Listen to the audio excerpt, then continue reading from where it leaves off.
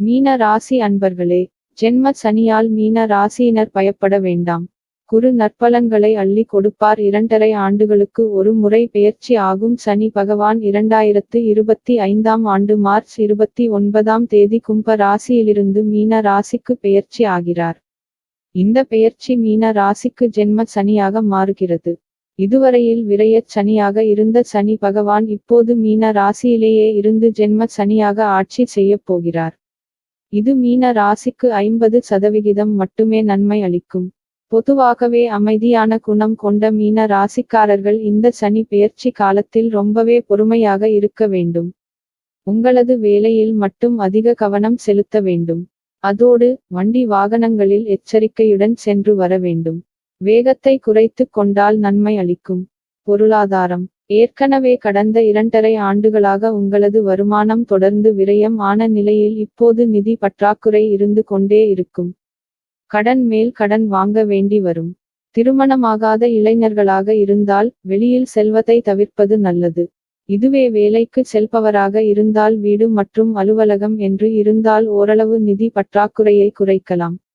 வருமானத்திற்கு ஏற்ப செலவு செய்ய வேண்டும். கொஞ்சம் கொஞ்சமாக சேமிக்க கற்றுக் கொள்ள வேண்டும். கடன் வாங்குவதை தவிர்க்க வேண்டும். அத்தியாவசிய தேவைக்கு மட்டும் கடன் வாங்க வேண்டும். சனி பகவான் உங்களது வாழ்க்கையின் பாடத்தை கற்றுக் கொடுப்பார். அவரிடம் ஒழுக்கமாக நடந்து கொள்ள வேண்டும். கடினமாக உழைக்க வேண்டும். உழைப்புக்கு ஏற்ப ஊதியம் கிடைக்கும். திருமணம் ஜென்ம சனி காலம் என்பதால் கணவன் மனைவிக்கிடையில் சண்டை சச்சரவு வந்து கொண்டே இருக்கும்.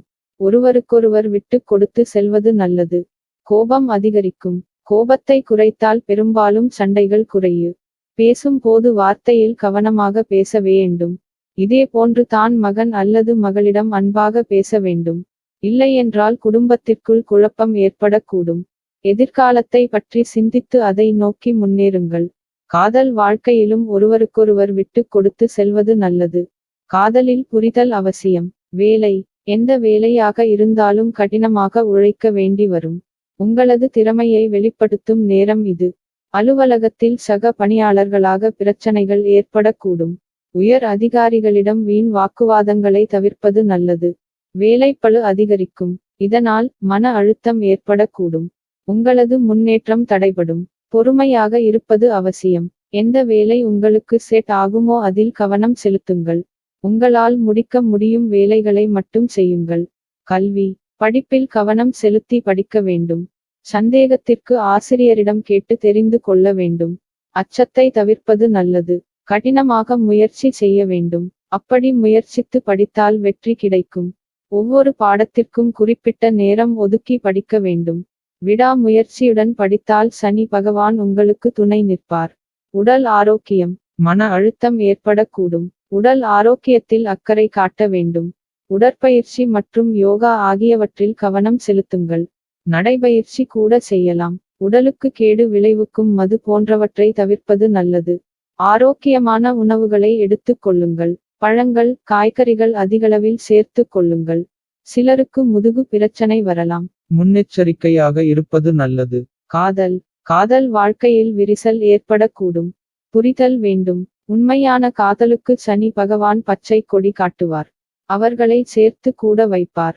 ஆனால் திருமணத்தை மீறிய உறவு வைத்திருப்பவர்களை காட்டி கொடுத்து விடுவார். அதே நேரத்தில் அவர்களான தண்டனையையும் கொடுப்பார். கணவன் மனைவி உறவிலும் விட்டு கொடுத்து செல்வது நல்லது. உங்களது துணையிடம் எதையும் மறைக்காமல் அவர்களுக்கு உண்மையாக நடந்து கொள்ளுங்கள். எதிர்காலத்திற்கு என்ன தேவையோ அதில் கவனம் செலுத்துங்கள். காதல் உறவில் கவனமும் எச்சரிக்கையும் அவசியம். காதல் உறவை அடுத்த கட்டத்திற்கு கொண்டு செல்ல ஒருவரை பற்றி மற்றவர் நன்கு அறிந்து தெரிந்து கொள்ள வேண்டும். இருவருக்கும் இடையில் புரிதல் இருக்க வேண்டும். கருத்து வேறுபாட்டை தவிர்ப்பது நல்லது. பெண்கள் குழந்தைகள் விஷயத்தில் கவனத்துடன் செயல்பட வேண்டும். பூர்வீகத்தில் இருந்து வரும் திருமண வரன்கள் ஜூன் ஜூலை மாதம் வரை சரியான விஷயமா என்பதை தேர்வு செய்வது அவசியம். 5ஆம் இடத்தில் செவ்வாய் இருப்பதும் 12ஆம் இடத்தில் ராகு இருப்பதும் ராகுவை செவ்வாய் அஷ்டம பார்வையாக பார்ப்பதால் இரவு நேரத்தில் குழப்பிக் கொள்ளாமல் உடல்நலத்தை பார்த்து கொள்ள வேண்டும். பரிகாரம் அடிக்கோடு வாரந்தோறும் சனிக்கிழமையில் உடல் ஊனமுற்றோர்களுக்கு சாப்பாடு தானம் செய்ய வேண்டும். அடிக்கோடு சனிக்கிழமைகளில் விநாயகர் ஆஞ்சநேயர் சனி பகவானை வழிபாடு செய்ய வேண்டும். அடிக்கோடு சனிக்கிழமைகளில் துப்புரவு பணியாளர்களுக்கு காலணி குடை போர்வை போன்றவற்றை தானம் செய்யலாம். அடிக்கோடு ஏழை எளியோருக்கு உங்களால் முடிந்த உதவிகளை செய்ய வேண்டும். அடிக்கோடு சனிக்கிழமை தோறும் மது மற்றும் அசை உணவை தவிர்த்து விரதம் இருந்து சனி பகவானை வழிபட வேண்டும். அடிக்கோடு பறவைகள் மற்றும் விலங்குகளுக்கு உணவு மற்றும் தண்ணீர் கொடுக்க வேண்டும்.